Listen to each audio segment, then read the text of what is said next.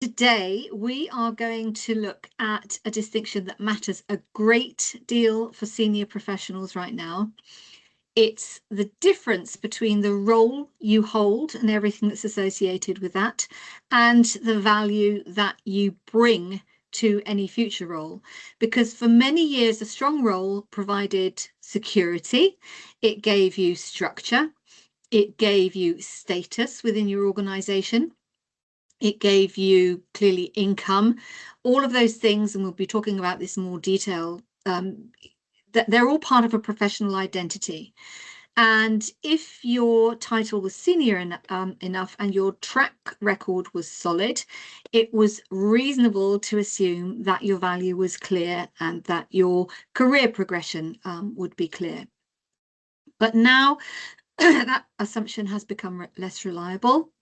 AI, structural changes, huge budget pressures, and with that shifting organizational priorities, they're changing now how a senior contribution is assessed. So work that carried value a few years ago may be questioned, if not now, certainly within the next 12 to 18 months, 2 years. So today's looking at what is changing, and what that actually means for you. Just to be clear, your role is a position that you hold. Your value, excuse me, is the difference that you make, the impact that you have.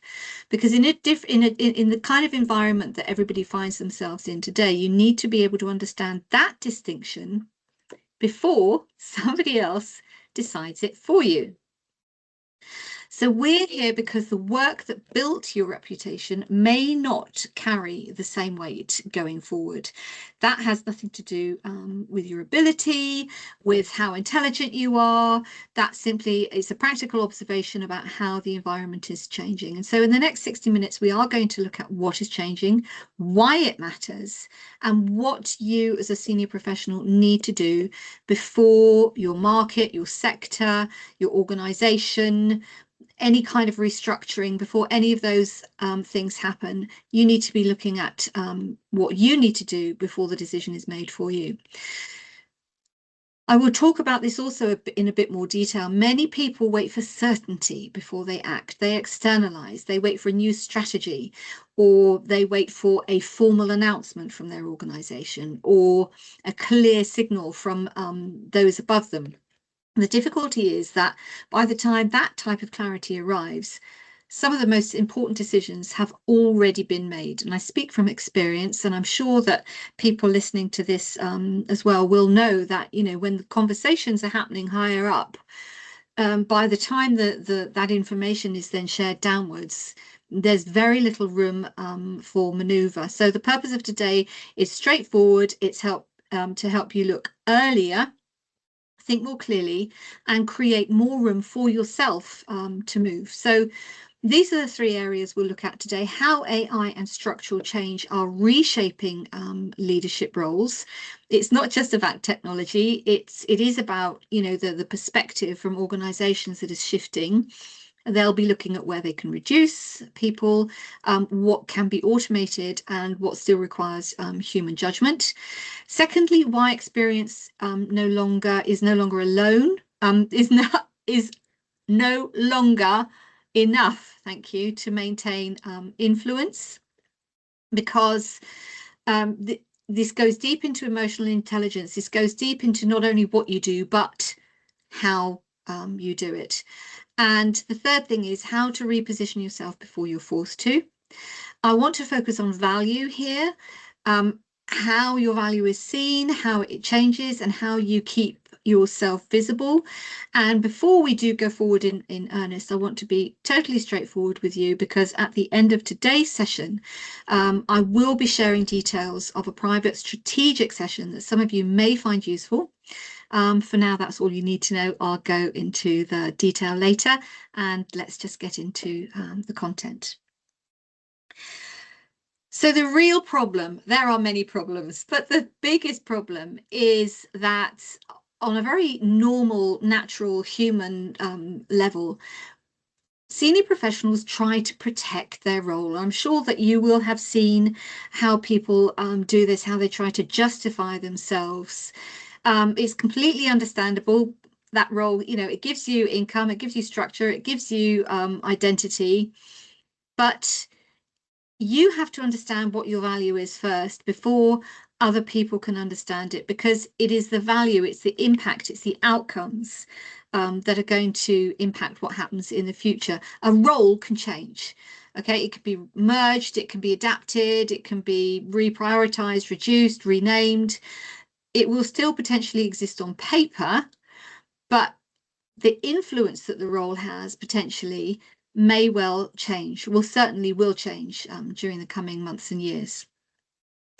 So rather than talking about job titles, CV, LinkedIn profiles, those things are, you know, will undoubtedly be important later. But if you update your CV before you understand your value, you may describe yourself in terms of your role. If you rewrite your profile before you understand your positioning, you may still sound like somebody listing responsibilities. And if you have worked with me, as some people have, you will know that this is something I place a huge amount of emphasis on. You have to be able to tell people what it is you bring to the job and not just what you do. The old value model: expertise, reliability, ability to deliver under pressure. That model brings, you know, builds strong careers for a lot of people, maybe 5 years, maybe even 10 years ago, but it will not. It's not enough now. It is not enough to stand out now. It is not enough for people to understand your value by simply listing those things. That model no longer offers the same level of protection. And whilst organizations still want to know that you can actually deliver, they also want to know, can you lead through change? Can you make sound decisions when there is so much uncertainty? Can you take and create value beyond what would previously have been expected of your role? Because those things are much more than expertise, reliability, and ability to deliver under pressure. So ever increasingly, senior value is more about strategic judgment, emotional calm under pressure, and the ability to create direction when certainty is missing. Now, this is where emotional intelligence is going to become central to leadership relevance. And I would encourage any leader, regardless of pay grade, regardless of role, regardless of title, to get used to listening how you feel about what is happening. There is a huge amount of input data happening through AI, you know, analysis, reporting, summaries, all that stuff that can be automated. But as somebody who's been working with emotional intelligence for over a decade now, your gut instinct, being able to listen to what your body is telling you, is going to become increasingly important, because you are going to have to be able to separate what you are feeling from what is actually in front of you. There will be practical pressure, there will be emotional pressure.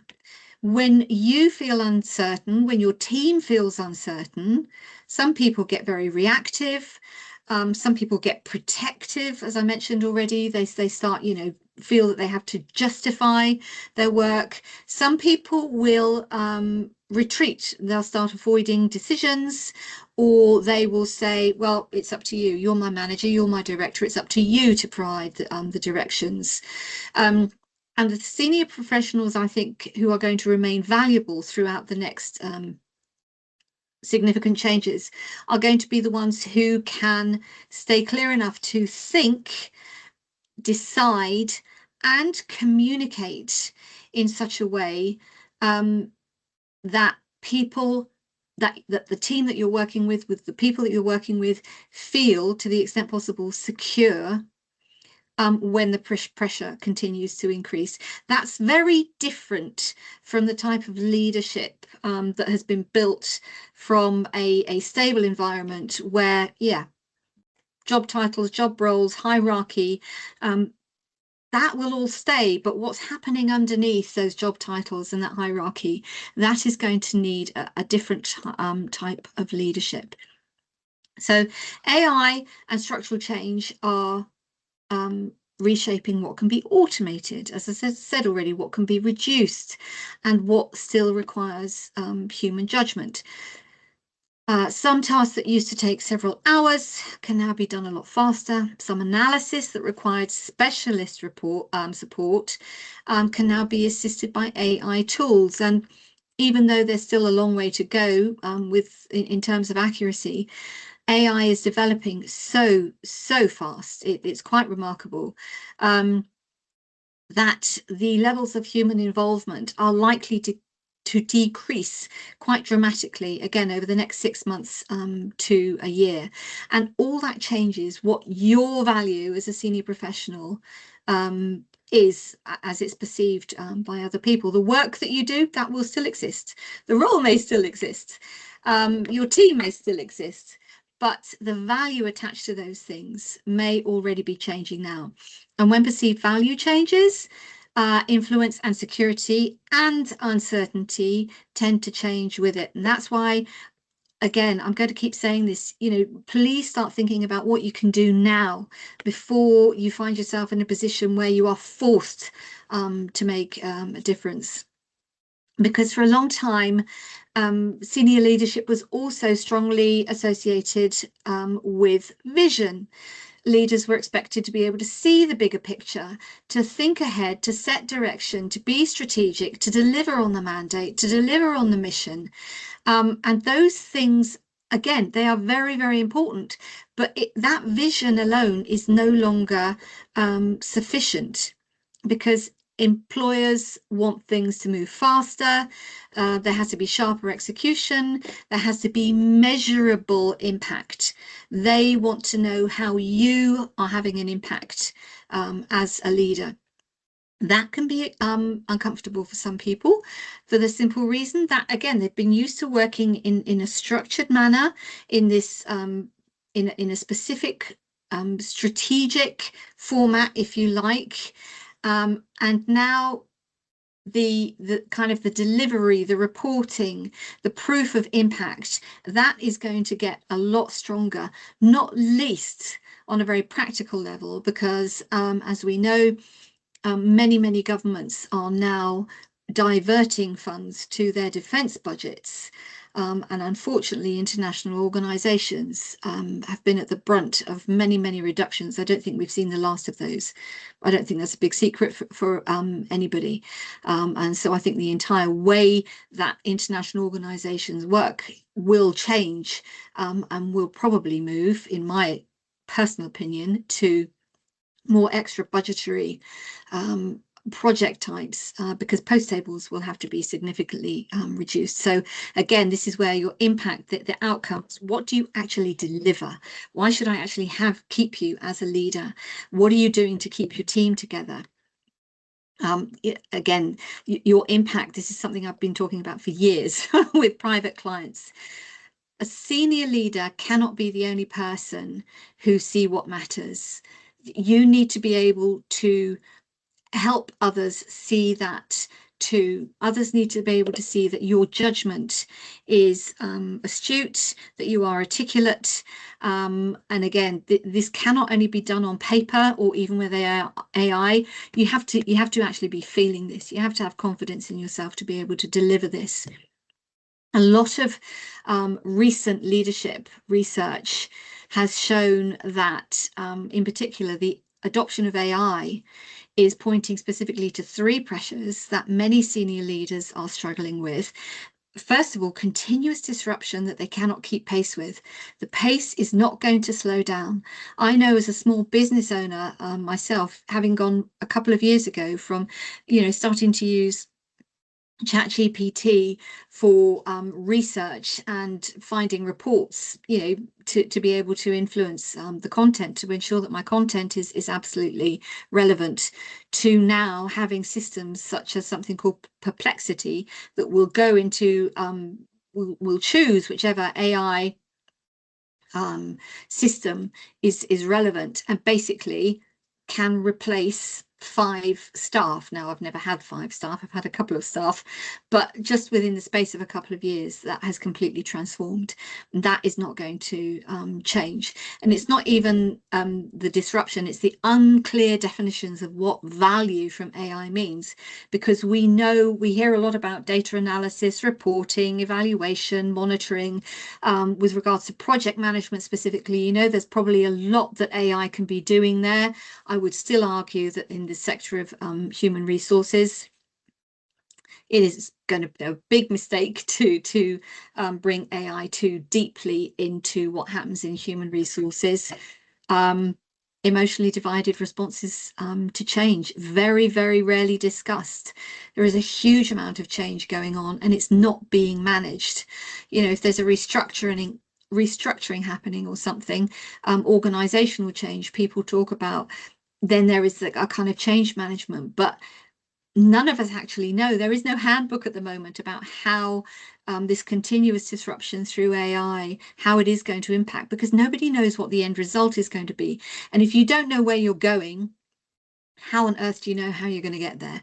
So, this is another reason why your leadership decisions are affected very much by pressure, by uncertainty. And on a personal level, you need to be careful with yourself that you are acknowledging at some level that these things are happening, and to be okay with it. Okay, I don't know what's going on. I'm going to do my best. There is uncertainty. I don't know what the answers are. And that's all you can do. And having been not in an AI age, but having worked with teams previously where I was responsible for closing down several offices and not knowing where, the exact date and budgetary and political decisions being taken. This is a time where leaders are going to have to accept that to continue to be a leader in a leadership position, you are going to have to get comfortable with feeling vulnerable, to be able to say that to those you're working with, I don't have the answers. I'm here for you. I'm going to do my best, but I don't know. And it's not just you that doesn't know. Nobody knows.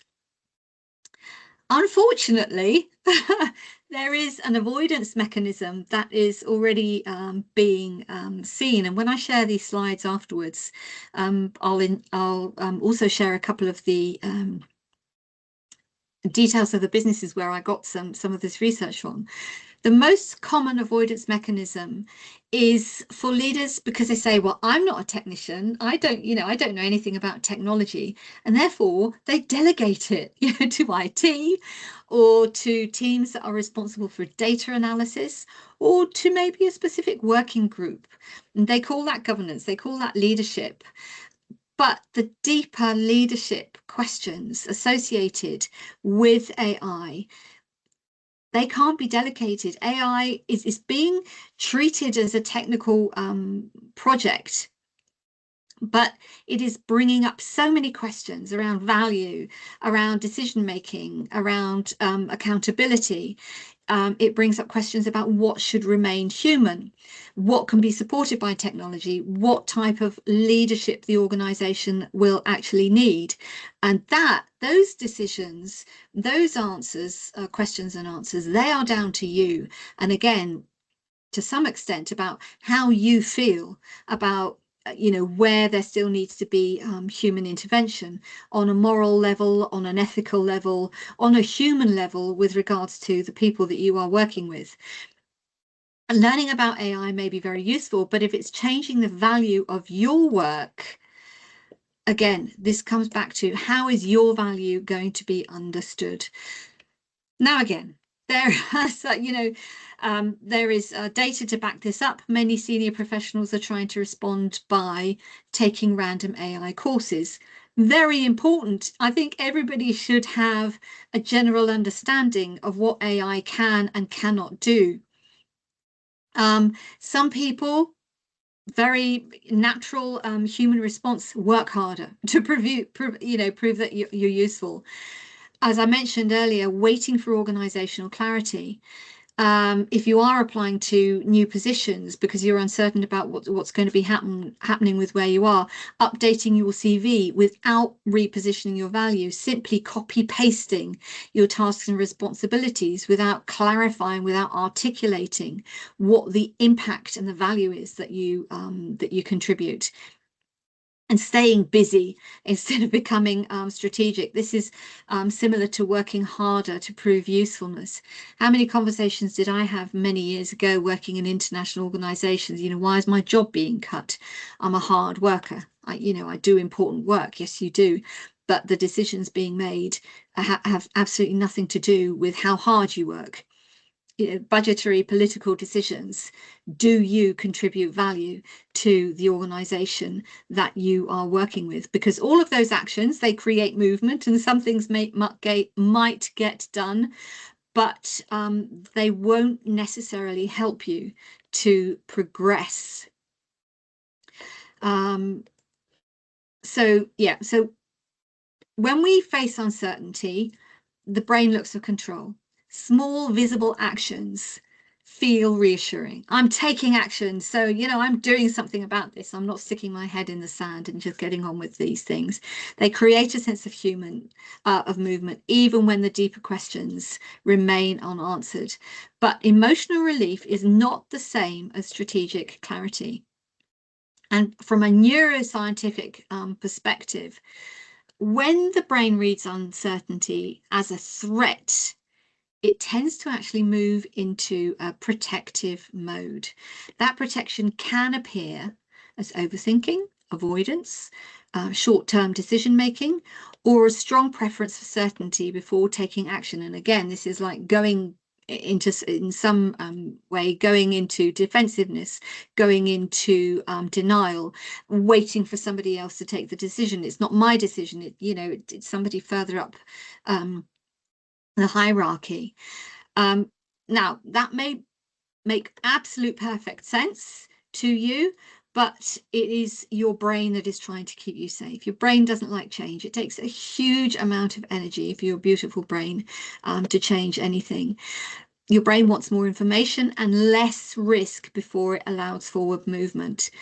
There will never be a right time. Well, the right time is now. In a professional context, this can, of course, work against you, because the very moment when you need to be thinking clearly about your future, that's exactly the moment when the pressure that you're feeling is saying, no, I can't think about this right now. I'm just going to keep on going and it'll be absolutely fine. And you delay, again, thinking strategically. Emotionally, neurologically, if you are not able to recognize or extract yourself, if you like, from the noise of that change that is happening, it can be very difficult. You need to find a way to be able to regulate it so that you can make a clearer decision. And this is something, of course, that I will be sharing with you, because even experienced leaders can delay action when change threatens their identity. Your sense of professional worth has become tied to your role. Their nervous system is seeking safety before strategy, and the next move feels unclear, which in turn can intensify a feeling of vulnerability. But you're going to have to get used to feeling a little bit vulnerable. It's very natural to feel those ways, if there is uncertainty around you. But as a leader, I'm pretty sure that your teams are going to be looking to you as well to provide any kind of certainty, even if I don't got your back. Emotional intelligence is the leadership advantage. Self-awareness, the first step in emotional awareness, in emotional intelligence, I beg your pardon, absolutely critical to help you notice what the reaction is. This is why I was saying, please get used to learning to listen to what your body is telling you, as opposed to just reacting to something. To the extent possible, if you do feel the fear rising, a great question to ask yourself is, where is the evidence? How do I know that this dreadful thing is going to happen? Teach yourself to stay calm enough to assess reality. Box breathing, breathing in for 4, holding for 4, breathing out for 4, any number of breaths that you want to take. Learning how to communicate clearly under pressure. I know when I feel under pressure that I start speaking faster. Some people interpret that as anger. Some people interpret that as me being bossy. But when I get under serious pressure, sometimes I know that I can just start speaking loudly. I start speaking fast. And as I said, that's interpreted by different people. There's something very easy you can do, and that is to just talk to yourself or talk to the mirror. If you're in that situation, help you, make yourself angry, whatever, or rerun something potentially that's not gone well at work. Shout at yourself in the mirror, shout to a wall, and then teach yourself how to come down.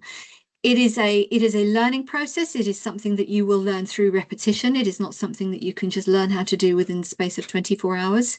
You need to be able to communicate clearly under pressure, and that means that you need to, again, on an emotional intelligence level, understand how you feel when you're under pressure, so that as soon as you feel the pressure rising, you say, okay, right, the pressure's rising. I'm going to have to pay special attention now to how I am speaking, to slow myself down, to speak with greater confidence, to speak with greater certainty, and to be able to choose deliberately before circumstances force movement. And by that I mean so that you are considering your next move, you are considering what you say before somebody comes to you and says, what's going on?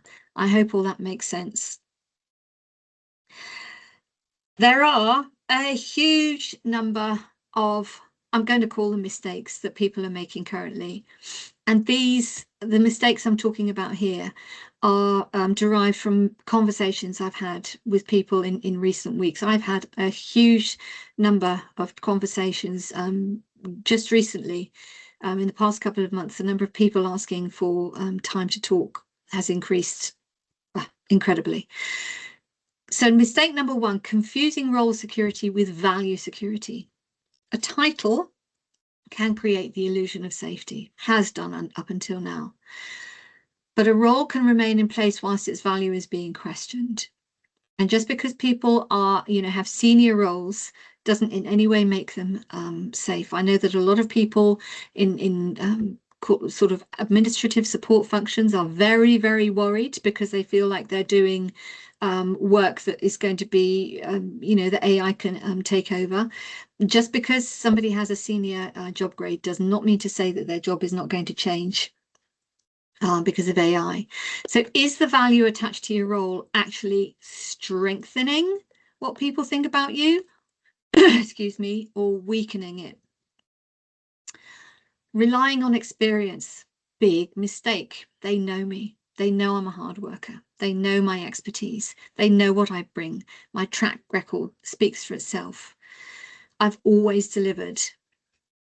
It's not enough to rely on people knowing you and remembering you, because remember, it's not just you potentially that's feeling the change, as well as the teams that you're working with. It's going to be the people above you. As I've mentioned before, nobody knows where the end game is right now. Nobody really knows what the outcomes are going to be from the perspective of how AI is going to transform the world of work. Mistake number 3, waiting for somebody else to define what happens.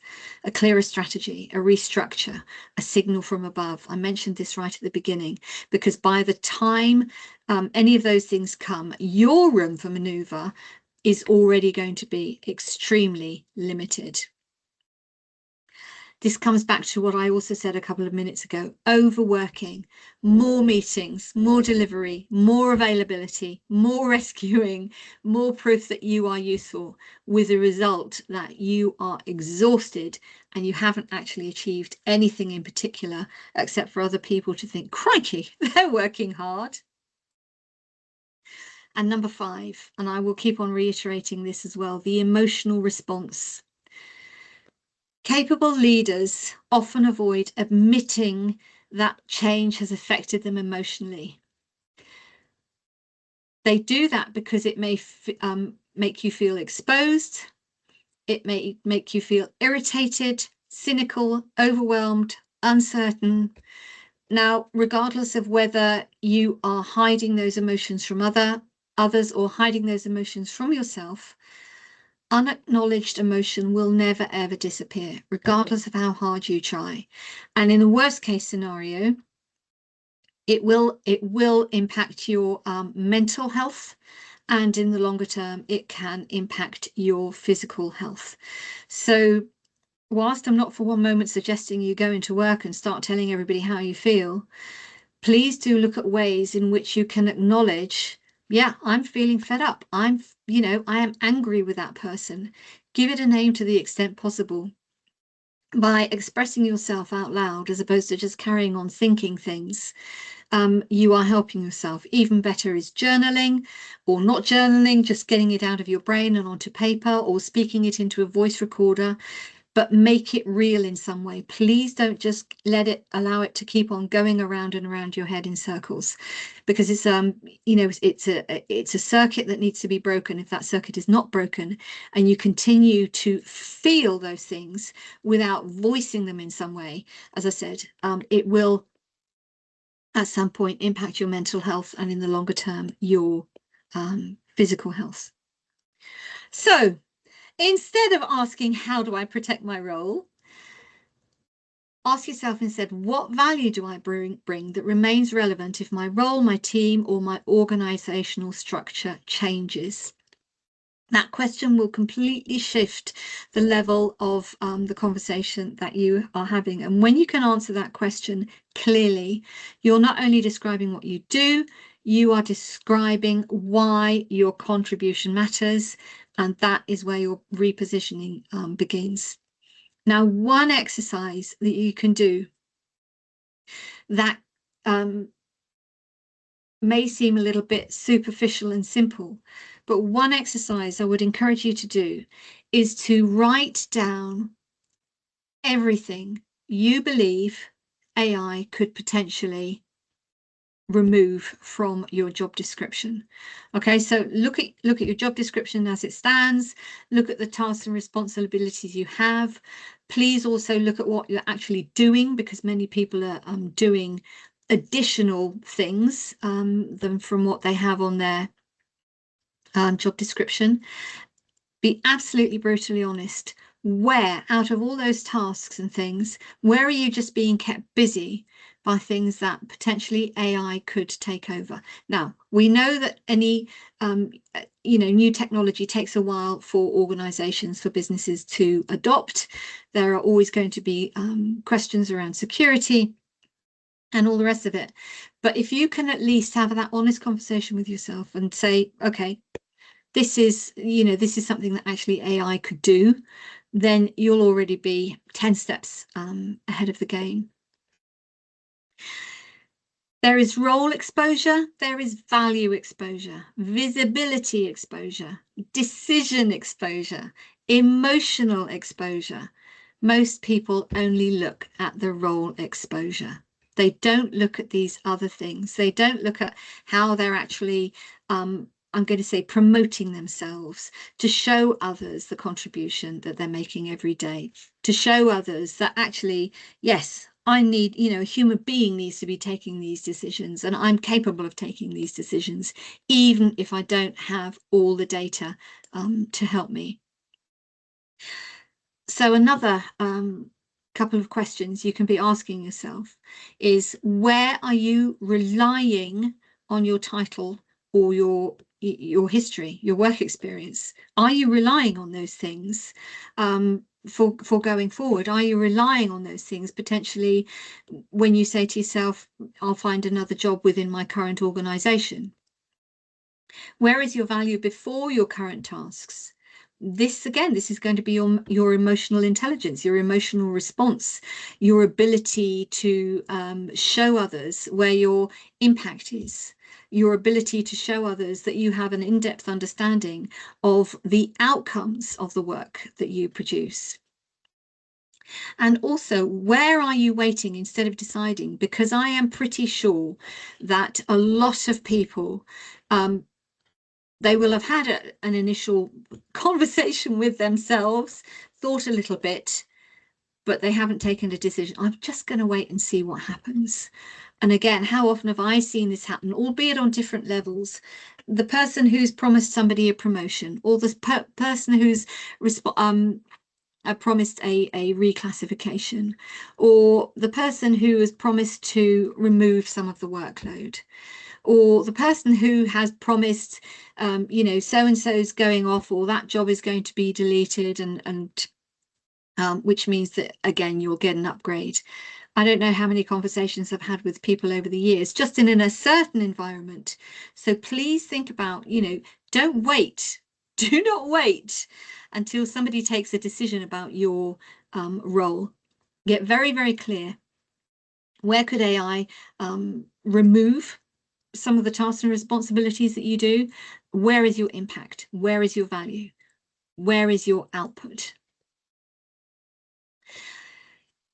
Your ability to be able to interpret change clearly now is going to help those you work with. Again, stepping up as a leader, making sound decisions under pressure, help people work through complexity, regulate your emotion and their emotion as opposed to reacting to this place that many people feel as a threat right now, and translate the experience that you have into visible outcomes. That is where relationship becomes, I thought about this word portable. Is it portable, or do I mean transferable? Probably both. If you understand it, then you will help others understand it. Move from I am valuable because of my role to I am valuable because of the problems I solve, the judgment I bring, and the outcomes I influence. And I am valuable as a leader because of the steadiness I provide when pressure, ambiguity, and change increase. Really, really important. So this is a little 5-part exposure reset I just want to share with you. And as I mentioned, you'll get the slides, you'll get the information to be able to go through this again. And I would encourage you to take your time to go through. So assess reality. What is changing around you? Take a really close look. What work is being compressed?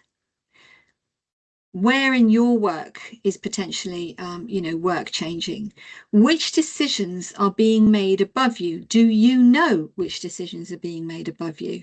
Have you thought of decisions that need to be made that you haven't heard anybody talking about yet? Which outcomes are now being prioritized?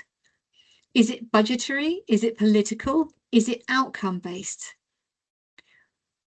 When you've answered all of those things, where does that leave your position? How vulnerable is your role where you currently stand? Excuse me. Because then you need to separate your role from your value. Your role answers, what do I do here? Your value answers, what difference do I make that still matters if the structure changes? What do you as a human being still contribute? Your role may be specific, but your value needs to be transferable. You need to step into, now this might sound a little bit strange, but you need to step into your humanness, because a lot of leaders, in high positions, high levels, do have this. You have to be effective, you have to be efficient, you have to be professional, you have to be stony-faced, whatever it is that people tell themselves in senior leadership roles. That has to go somewhere, because those things, they're not going to be the things that take you forward anymore. It is going to be your humanness that allows you to continue to move forward. Identify your transferable authority, your humanness, your judgment, your ability to recognize patterns so that you can work with your team, your ability to align people. No AI is ever going to be able to do that. Your ability to lead through complexity. No AI is ever going to be able to do that. Your ability to influence outcomes across systems or cultures, and culture in particular, forget it. I work with ChatGPT, I work with Claude, I work with Perplexity. AI is data driven. It doesn't understand the nuances of culture. These are things that you need to be able to demonstrate so that, as I said, others can see the value that you still bring.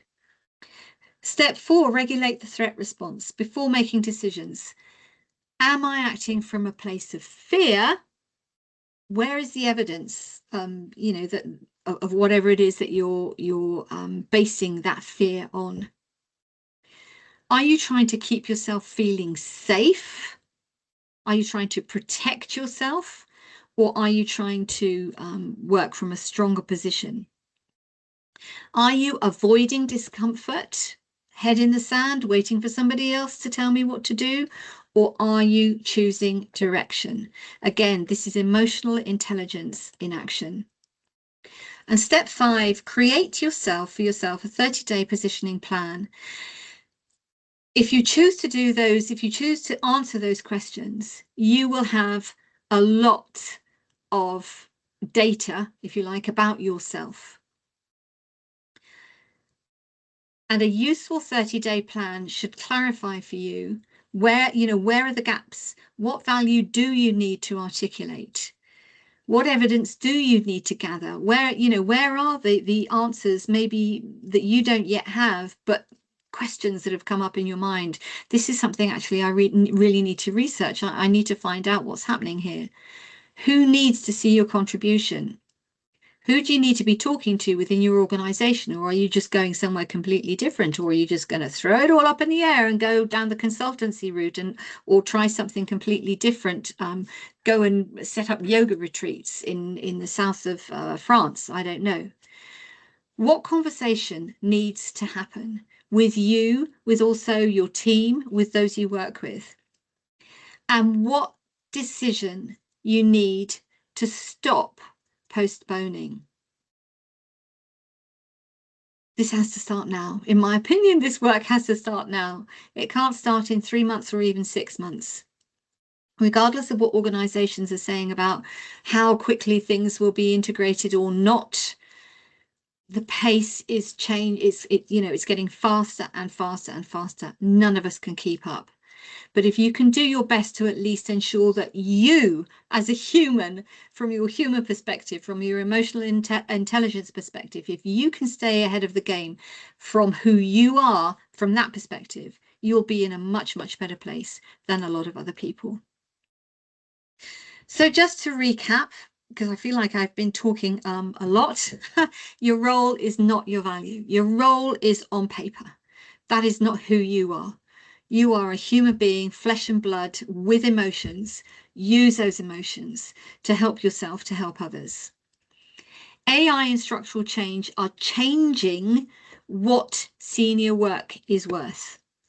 Your expertise, regrettably, does not have the same value it had even 2 years ago. With AI, the ability to research, analyze, project, all of those things, they can be done by machines. Experience still matters, but it must be translated into judgment, influence, and outcomes. How good are you managing, leading through complexity and uncertainty? Emotional intelligence helps you to stop reacting to threat and to assess reality clearly, which in turn allows you to lead with greater certainty and greater integrity. The task before you is to identify your exposure and to reposition yourself before the working environment demands it, before you get that email could we please have a conversation, before you have that conversation where you have to tell the rest of your team that, this is what is happening. So I think you will agree that senior roles are being reshaped. All roles are being reshaped. But this tendency to think I'm in this leadership role, there has been a big sense of I'm going to be fine, I'm going to be protected, it's probably going to be my team that needs to change. That's no longer the case.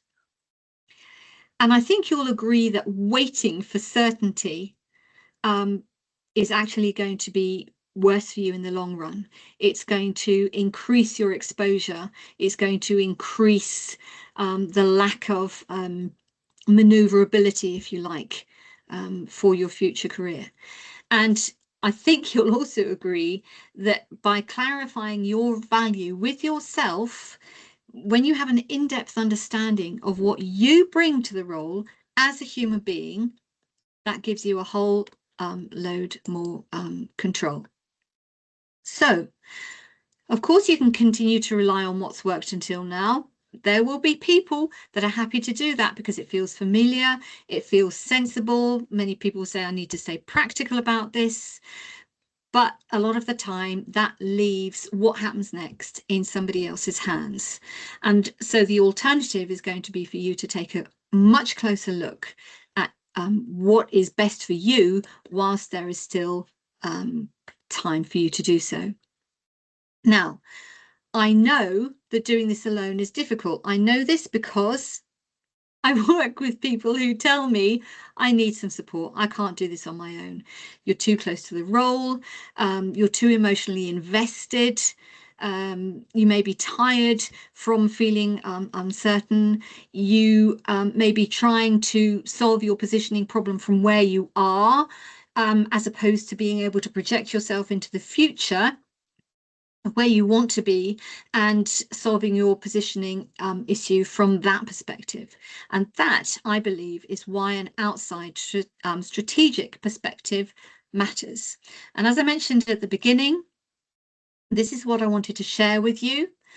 The exposure audit, where your current position may be exposed, where your value is still valuable, and what needs specifically to be repositioned so that you stand out, so that other people get what it is you bring.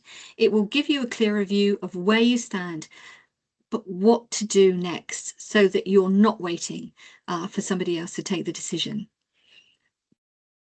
It is a clear look at your role, your value and your market exposure. And forgive me for using that word market exposure, but that is, the marketplace, the working environment.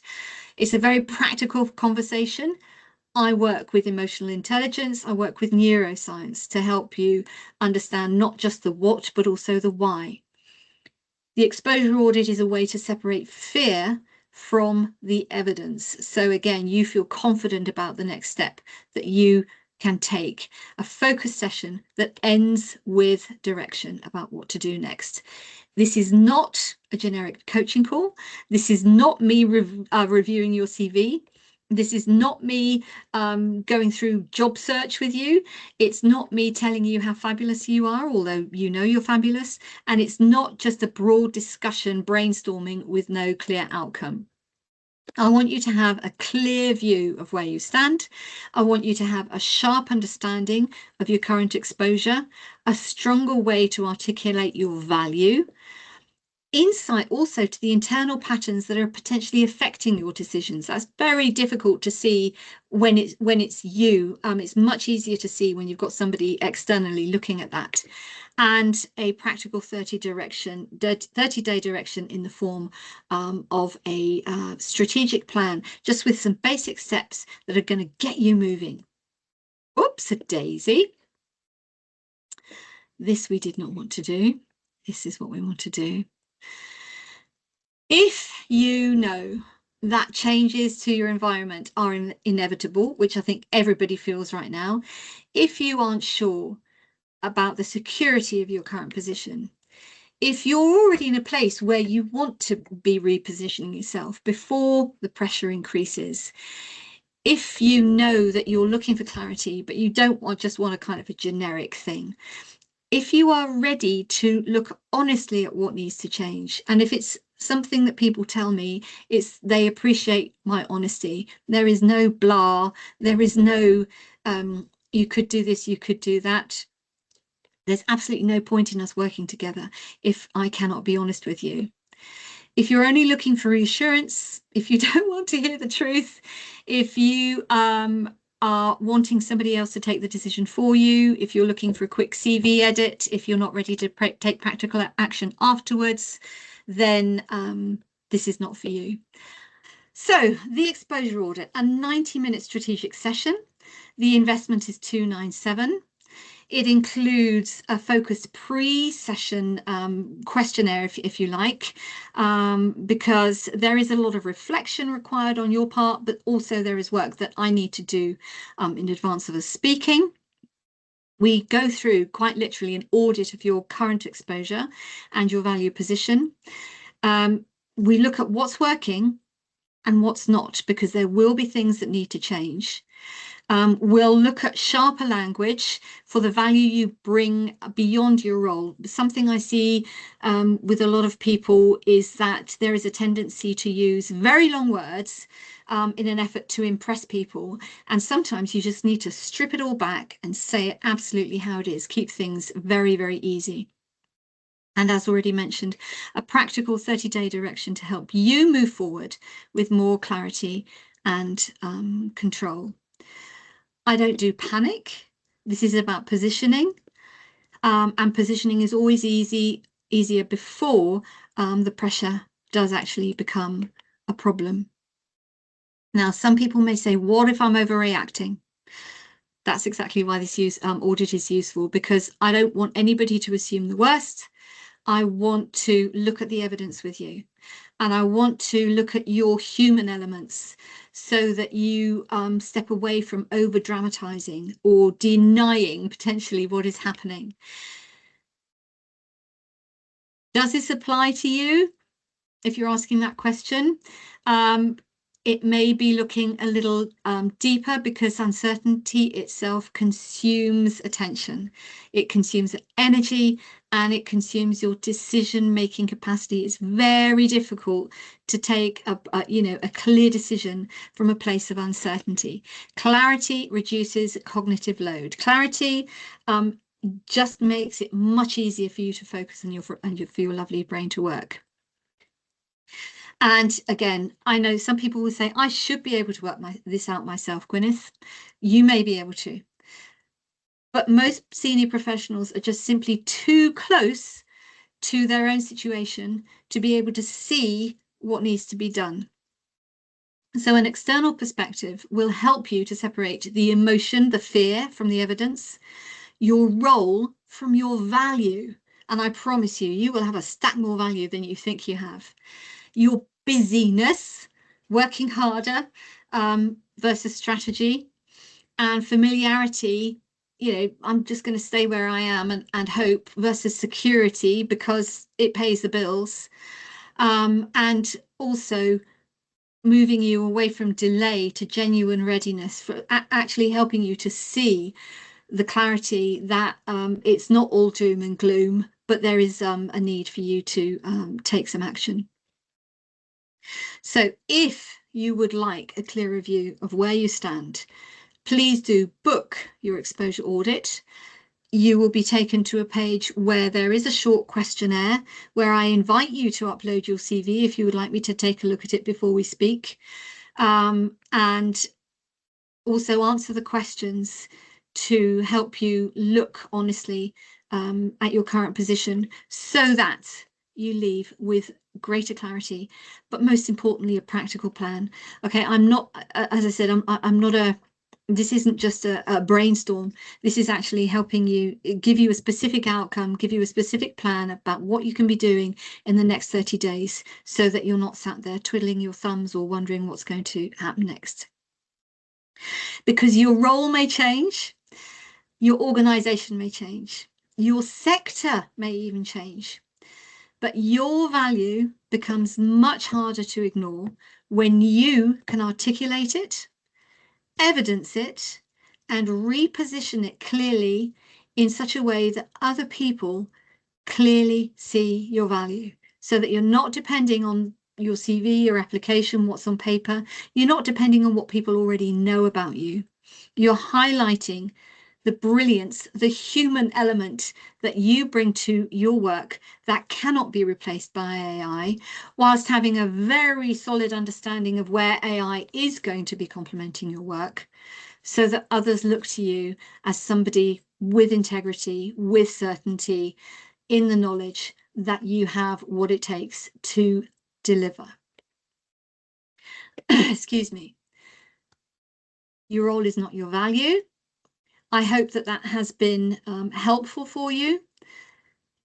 That is the link there if you decide you want to book the exposure audit. Your role is a structure. Your value is the contribution that remains meaningful when structure changes. And if today has helped you, then I invite you to book the exposure audit with me. As I've said, it's a focused 90-minute strategic session. We look at where you stand, where your value is strong, where your exposure may be increasing, and which direction will make sense for you to take over the next 30 days. Thank you so much for being here today. I know this isn't always an easy conversation to have, because I'm basically saying you might not, the job that you have now may not be the job that you have in 6 months or a year, not because of who you are, but because of how things are just changing. And the sooner you have that conversation, either with yourself or with me, the more choice, the more clarity you will have around what happens next. So I say thank you very much. I'm going to now stop the recording and take questions.